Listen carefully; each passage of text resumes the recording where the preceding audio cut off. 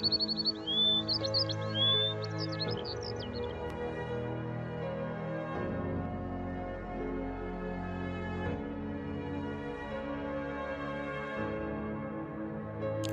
বাবা, অন্ধকার ঘরে এইভাবে বসে আছিস কেন? সারাদিন রোদে পুড়ে নদীতে ছিলি, এখনো এক ফোঁটা জলও তো পড়েনি। এই নে বাবা, অন্তত এই জলটুকু খেয়ে নে, তোর মুখটা তো একদম শুকিয়ে গেছে। পিসিমা, জল দিয়ে কি আর পেটের আগুন নেভে? আজ সারাদিন নদীর বুকে জাল ফেলে বসেছিলাম, মাছ ধরা তো দূরের কথা, একটা চুনোপুটিও আমার জালে ধরা দেয়নি। কেন বিধাতা আমার সাথে এমন করছেন? আমার কি অপরাধ বলতে পারো? ওরে পাগল, ভাগ্য সব সময় কি একরকম থাকে রে? আজ মাছ পাচ্ছিস না, কাল হয়তো অনেক পাবি। ধৈর্য হারাস নে বাবা। আর কত ধৈর্য ধরবো পিসিমা? গ্রামবাসী আমাকে অভাগা রমেশ বলে ডাকে। আজ যখন খালি হাতে ঘাট থেকে ফিরছিলাম, তখন গ্রামের লোকেরা আমার ব্যর্থতা দেখে হাসাহাসি করছিল। শুধু তাই নয়, মহাজন হরিদাস আজ বাজারের মাঝখানে সবার সামনে আমাকে খুব অপমান করেছে পিসি। আবার এই দরিদ্র অবস্থা এখন সবার কাছে উপহাস আর বিনোদনের বস্তু হয়ে দাঁড়িয়েছে। কি রে অভাগা রমেশ, বাড়ি আছিস নাকি রে?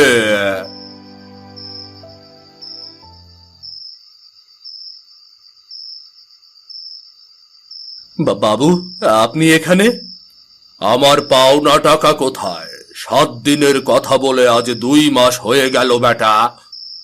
বাবু, আপনি তো জানেন আমার অবস্থা, জালে মাছ উঠছে না বলেই আমি আপনার টাকা শোধ করতে পারছি না। দয়া করে আমাকে আর কয়েকটা সময় দিন না। সময়? তোকে সময় দেওয়া মানে নিজের সর্বনাশ ডেকে আনা। সবার জালে মাছ ধরা পড়ে, তোর জাল খালি থাকে কেন? শোন রমেশ, আগামীকাল বিকেলের মধ্যে যদি আবার সমস্ত ধার তুই শোধ না করিস, তবে ওই নদীর ঘাটে বাঁধা তোর জরাজীর্ণ নৌকাটি আমি কেড়ে নেব। ওই নৌকাই তো তোর শেষ সম্বল, তাই না? নৌকাটা না থাকলে দেখব তুই কেমন করে মাছ ধরিস আর কেমন করে পেট চালাস বেটা। মহাজন বাবা, এমন নিষ্ঠুর হবেন না। নৌকোটি কেড়ে নিলে যে আমাদের না খেয়ে মরতে হবে। না খেয়ে মরলে আবার কি করার আছে? টাকা না পেলে যা বলে গেলাম তাই করব, কিন্তু আমি। মনে রাখিস রমেশ, কালই শেষ দিন, কালই শেষ দিন।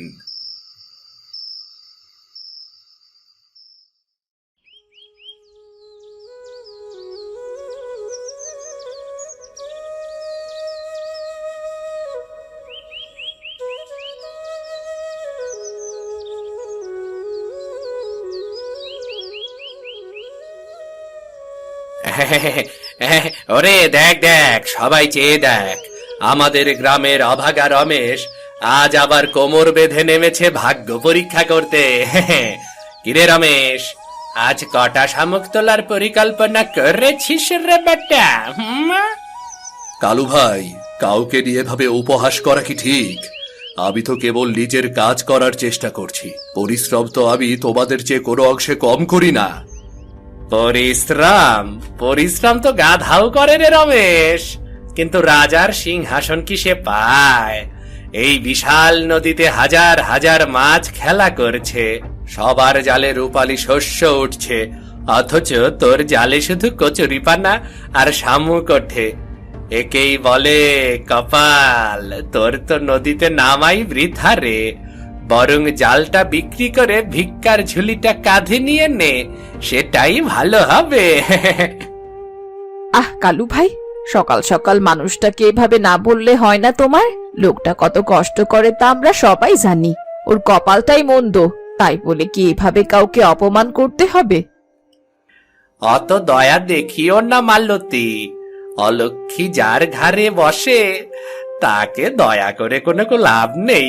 রমেশের ছায়া মারালে আজ আমারও মাছ বিক্রি হবে না। চললাম আমি।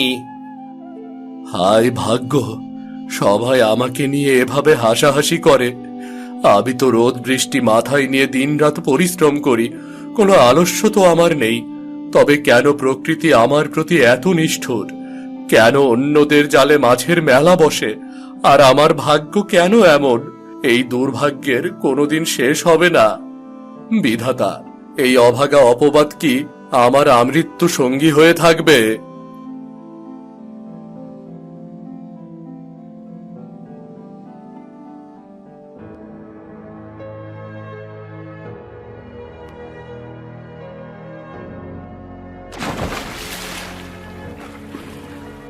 এ কি, জালটা তো বেশ ভারী মনে হচ্ছে। হে বিধাতা, দয়া করো, আজ যেন খালি হাতে পিসিবার সামনে ভিড়তে না হয়। মহাজন কাল আবার শেষ সম্বলটুকু কেড়ে নেবে বলেছে। বাঁচাও প্রভু, বাঁচাও।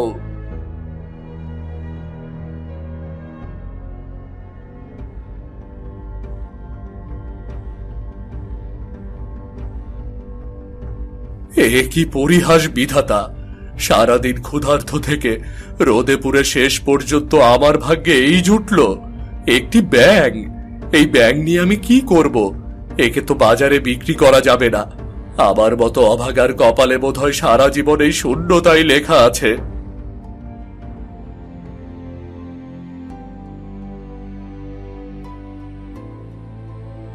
তুমি মন খারাপ করো না। তুমি যা দেখছো আমি আসলে তা নই। আমি কোনো সাধারণ ব্যাঙ নই। তোমার সরলতার পরিশ্রম দেখে আমি অত্যন্ত মুগ্ধ। তুমি যদি দয়া করে তোমার বাড়িতে আমায় আশ্রয় দাও, তবে আমি তোমার ভাগ্যের চাকা বদলে দিতে পারি। এ কি অলৌকিক কাণ্ড! একটি ব্যাঙ মানুষের মতো কথা বলছে। আমি কি স্বপ্ন দেখছি, নাকি ক্ষুধার জ্বালায় আমার মতিভ্রম হয়েছে? না, তুমি স্বপ্ন দেখছো না। আমি তোমার সামনে একটি ব্যাঙ কথা বলছি। তুমি সামান্য এক ব্যাঙ হয়ে আমার ভাগ্য বদলাবে? যেখানে স্বয়ং বিধাতা আমার দিকে মুখ তুলে চাননি, গ্রামবাসী যেখানে আমাকে অভাগা বলে, সেখানে তোমার মতো এক ক্ষুদ্র প্রাণী কি করতে পারে? আমার জীবন অভিশাপে ভরা, তুমি এই অভাগার ভাগ্যের পরিবর্তন কিভাবে করবে? সময় সব প্রশ্নের উত্তর দেবে। তুমি শুধু তোমার কুটিরে আমায় একটু স্থান দাও নিঃস্বার্থভাবে। দেখবে ফল তুমি ঠিকই পাবে। তাছাড়া আমাকে নিয়ে গেলে তোমার কোনো ক্ষতি হবে না, আমি এইটুকু বলতে পারি। ঠিক আছে, যার হারাবার কিছু নেই তার আর ভয় কিসের? আজ থেকে তুমি আমার বাড়ির অতিথি। চলো, চলো আমার কুটিরে চলো।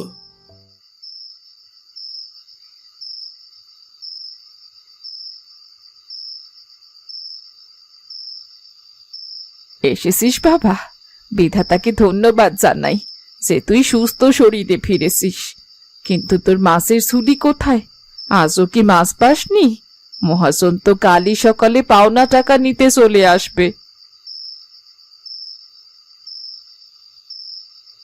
কি সর্বনাশ রমেশ, তোর কি মাথাটা একেবারে খারাপ হয়ে গেছে?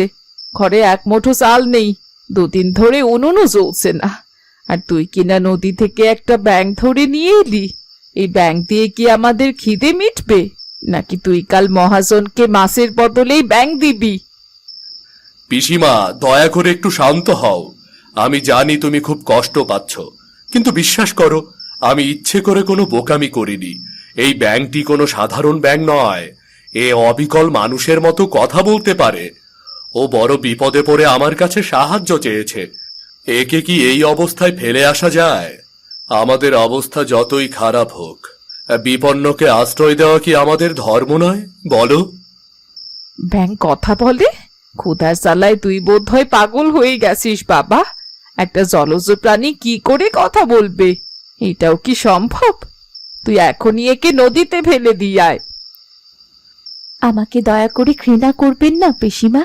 আপনার সন্তান আমাকে যমদূতের হাত থেকে বাঁচিয়ে এনেছে। আমি আপনাদের কোনো ক্ষতি করতে আসিনি, বরং আমি এসেছি আপনাদের দীর্ঘদিনের অভাব দূর করতে। আমাকে শুধু আপনাদের কুটিরের এক কোণে একটু আশ্রয় দিন মা। দেখবেন আমি আপনাদের কোনো অকল্যাণ করব না। হায় বিধাতা, হে আমি কি শুনছি? সত্যি তো, ব্যাঙটি মানুষের মতো করে কথা বলছে। রমেশ বাবা, আমি তো জীবনে এমন অলৌকিক কাণ্ড দেখিনি। দেখেছো পিসিমা, আমি মিথ্যে বলিনি। এই ব্যাংকটির ভেতরে নিশ্চয়ই কোনো মায়াবী শক্তি আছে। একে আমরা তাড়িয়ে দিতে পারি না, কিছুতেই না। ঠিক আছে, যখন ও নিজেই আমাদের কাছে আশ্রয় চাইছে, বলছে বিপদে পড়েছে, তাহলে থাক আমাদের কাছে। আমি আর বাধা দেব না বাবা। আজ থেকে এই কুটিরেও আমাদের সাথেই থাকবে। বিপদগ্রস্তকে সাহায্য করা উচিত।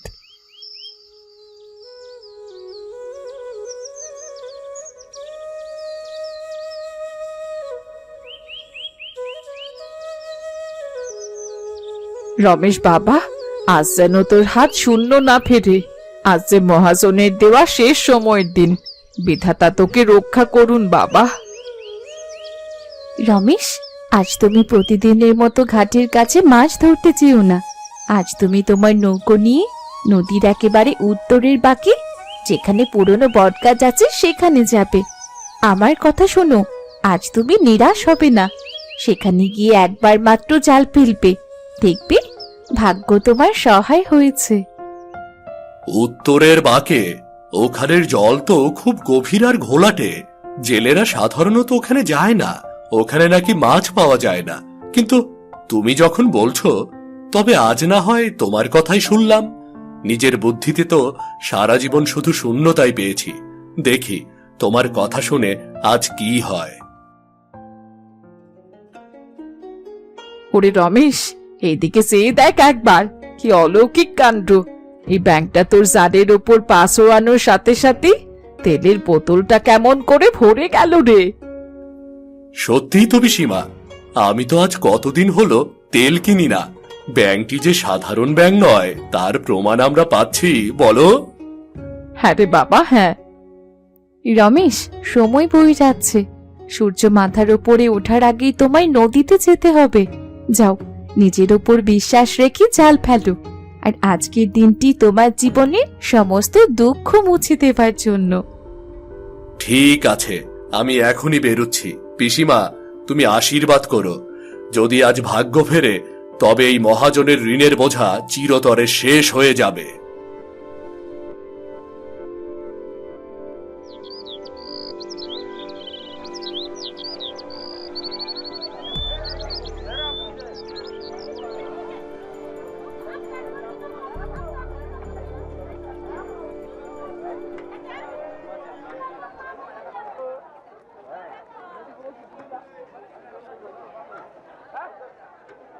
এ কি, আমি কি স্বপ্ন দেখছি নাকি চোখের ভুল?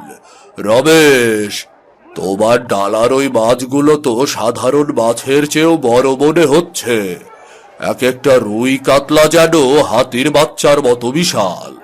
তুমি এমন মাছ কোথায় পেয়েছো শুনি? মহাজন, আজ বিধাতা আমার প্রতি সদয় হয়েছেন। এই নিন আপনার পাওনা টাকা। আজ আপনার সমস্ত ধার আমি কড়াই গন্ডায় শোধ করে দেব। আর এই মাছগুলো বিক্রি করে আমি আমার পিসিমার জন্য চাল ডাল আর কাপড় কিনব। বাহ, এ তো অভাবনীয় ব্যাপার যে রমেশকে আমি কাল অপদার্থ বলে গালি দিয়েছিলাম, সে আজ দেখি বাজারের সেরা মাছ নিয়ে এসেছে। আজ তো তবে তোমার ভাগ্যের চাকা ঘুরে গেল দেখছি। কিন্তু রহস্যটা কি? কোনো গোপন মন্ত্র আছে নাকি? কোনো মন্ত্র নয় মহাজন মশাই, কেবল ধৈর্যের ফল। আমি শুধু সঠিক জায়গায় জাল ফেলেছি।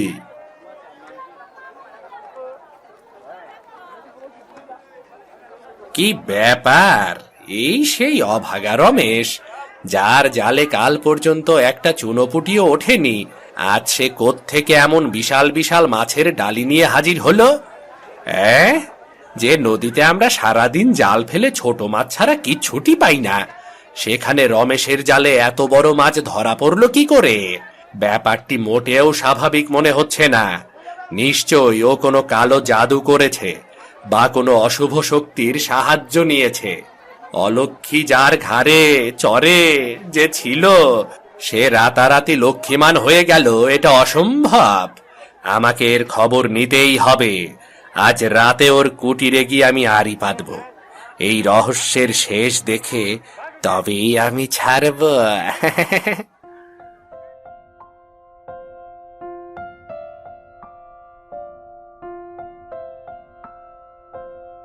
কাল কাল মাছ বিক্রি করে অনেক টাকা পেয়েছি পিসিমা। ব্যাংকটির কথা শুনে উত্তরের বাঁকে যাওয়ার পর থেকে আমার জীবনে কোনো অভাব নেই।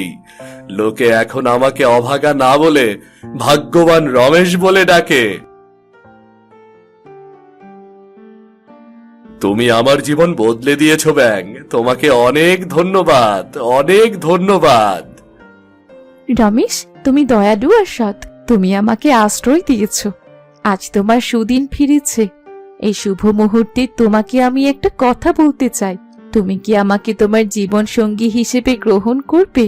তুমি কি আমায় বিয়ে করে তোমার অর্ধাঙ্গিনী করবে রমেশ?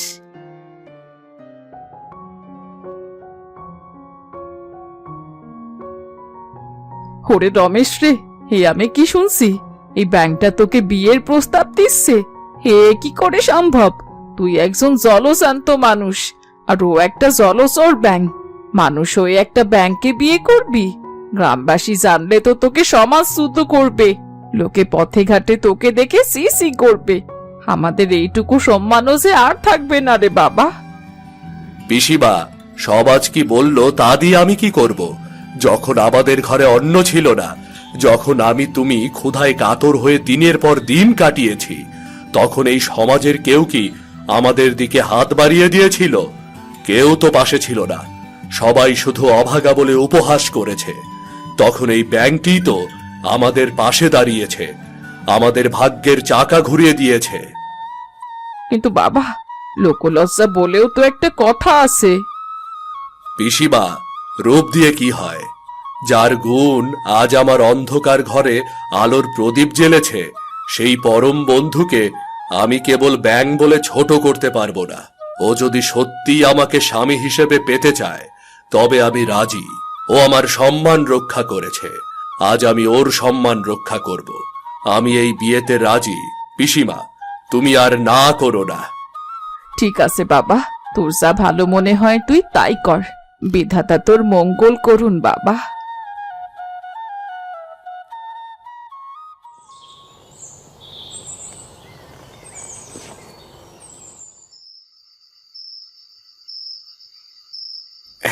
মহাজন মশাই, আপনি কি লোকমুখে প্রচলিত সেই বিচিত্র সংবাদটি শুনেছেন? আমাদের সেই অভাগা রমেশ এখন কেবল ভাগ্যের জোরে নয়, বরং মস্তিষ্কের বিকৃতিতেও সংবাদে উঠে এসেছে। সে নাকি এক সামান্য জলাশয়ের ব্যাংকে আনুষ্ঠানিকভাবে বিয়ে করতে চলেছে। ছি ছি ছি, এ তো আমাদের গ্রামের কলঙ্ক। ব্যাঙের সাথে কি কখনো মানুষের বিয়ে হতে পারে? সংবাদটি আমার কানেও পৌঁছেছে কালু। আমি তো ভেবেছিলাম রমেশ হঠাৎ বড়লোক হয়ে গিয়েছে, কিন্তু এ তো দেখছি পুরোপুরি পাগলও হয়ে গিয়েছে। মানুষ হয়ে একটি ব্যাংকে অর্ধাঙ্গিনী হিসেবে গ্রহণ করা, এমন কথা তো এই তল্লাটে কেউ কোনোদিন শোনেনি। কালু ভাই, আমি ভাবছি লোকটা সত্যি পাগল হয়ে গেল। রমেশ ছেলেটা তো বেশ শান্ত আর পরিশ্রমী ছিল। দিনরাত নদীতে পড়ে থাকতো, পিসিমার মুখে অন্ন জোগাতো। হঠাৎ কি এমন ঘটলো যে সে সমাজের লোকলজ্জা বিসর্জন দিয়ে একটা ব্যাংকে বিয়ে করতে উদ্ধত হলো? আমার তো মনে হয় এই ব্যাঙের পেছনে অন্য কোনো রহস্য লুকিয়ে আছে। হয়তো ওটা কোনো জাদুকরি কিছু। রহস্য আর কি থাকবে মালতী? নিশ্চয় ও কোনো অশুভ শক্তির উপাসনা শুরু করেছে। কোন সুস্থ মস্তিষ্কের মানুষ কি একটি ব্যাঙের গলায় মালা দিতে পারে?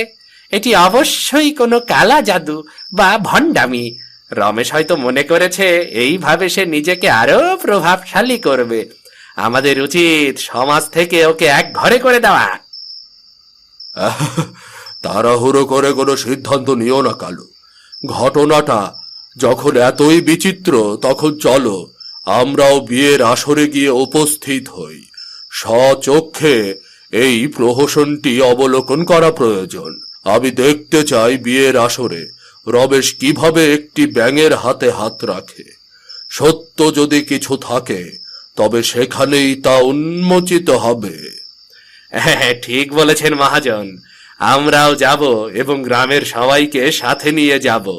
দেখি রমেশ কেমন করে ওই ব্যাঙ বউ নিয়ে সংসার করে। যদি কোনো ছলনা ধরা পড়ে তবে আমরা ওকে গ্রাম ছাড়া করব, গ্রাম ছাড়া।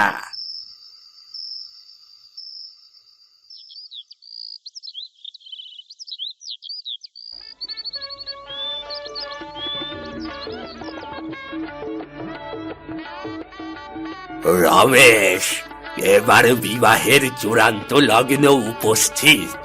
তুমি তোমার জীবন সঙ্গিনীর প্রতি শ্রদ্ধাশীল হয়ে মাল্যদান সম্পূর্ণ করো। ওরে দেখ দেখ, এবার ইতিহাসের শ্রেষ্ঠ দৃশ্যটি শুরু হতে যাচ্ছে। রমেশ এখন ব্যাঙের গলায় মালা পরাবে। এর চেয়ে বড় কৌতুক আর কি হতে পারে?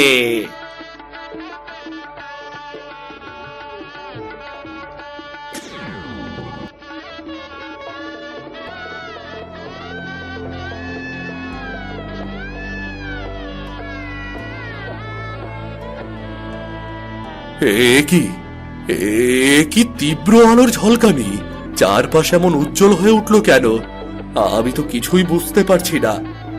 পিসিমা, ওই ব্যাংকটি কোথায় গেল? ও কি তবে ওই আলোই মিলিয়ে গেল? ভয় পেও না রমেশ, আমি তোমার সেই অর্ধাঙ্গিনী, তুমি যাকে ব্যাঙ রূপে আশ্রয় দিয়েছিলে। আমি রাধা। এক ঋষির অভিশাপে আমি ব্যাঙ হয়ে গিয়েছিলাম। সেই অভিশাপ মুক্তির একমাত্র শর্ত ছিল যদি কোনো পৃথিবীর মানুষ নিঃস্বার্থ ও দয়ালুভাবে আমার কদর্য রূপেই আমাকে ভালোবেসে জীবন সঙ্গী হিসেবে গ্রহণ করতে রাজি হয়, তবেই আমি আমার মানবী রূপ ফিরে পাবো। এ কি সম্ভব? তুমি তবে কোনো ব্যাঙ ছিলে না? মাগো, তুমি তো সামান্য মানবী নও, তুমি আমাদের ঘরের জন্যেই সাক্ষাৎ লক্ষ্মী হয়ে এসেছো। আমি অভাগী তোমায় কত কটু কথা বলেছি, তোমাকে চিনতে পারিনি মা, তুমি আমায় ক্ষমা করে দিও। আপনি কেন ক্ষমা চাইবেন? আপনার প্রশ্রয় না থাকলে এই ঘরে আমি ঠাঁই পেতাম না। এ কি অলৌকিক কাণ্ড! এ তো সাক্ষাৎ সৃষ্টিকর্তার আশীর্বাদ ছাড়া আর কিছুই নয়। ঠিকই বলেছ যে রমেশকে আমরা সবসময় অবজ্ঞা করেছি, তার ভাগ্য কেমন সৃষ্টিকর্তা ভালো করে দিল।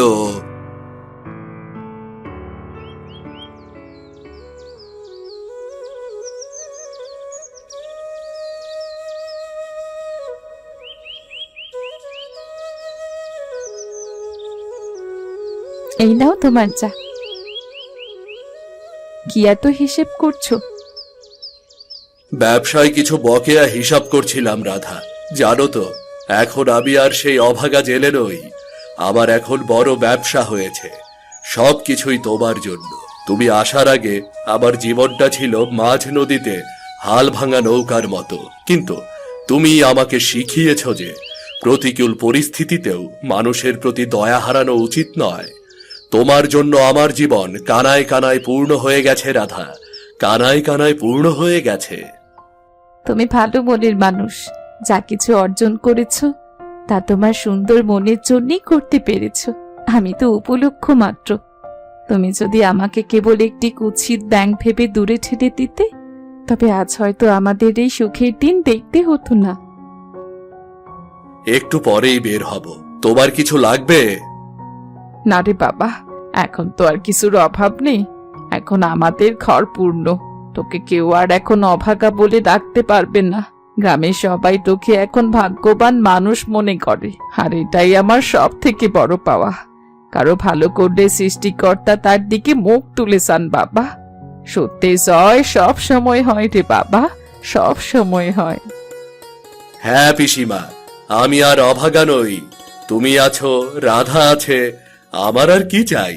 আমরা সবাই মিলে এখন থেকে সুখে শান্তিতে বসবাস করব। হ্যাঁ, এখন শুধু আমার নাতি নাতনি লাগবে, তাহলে আমার ঘর কানায় কানায় পূর্ণ হয়ে যাবে। এমন গল্প দেখতে আমাদের চ্যানেলটা সাবস্ক্রাইব করতে ভুলবেন না। সবাই একটা লাইক দিয়ে যাবেন কিন্তু।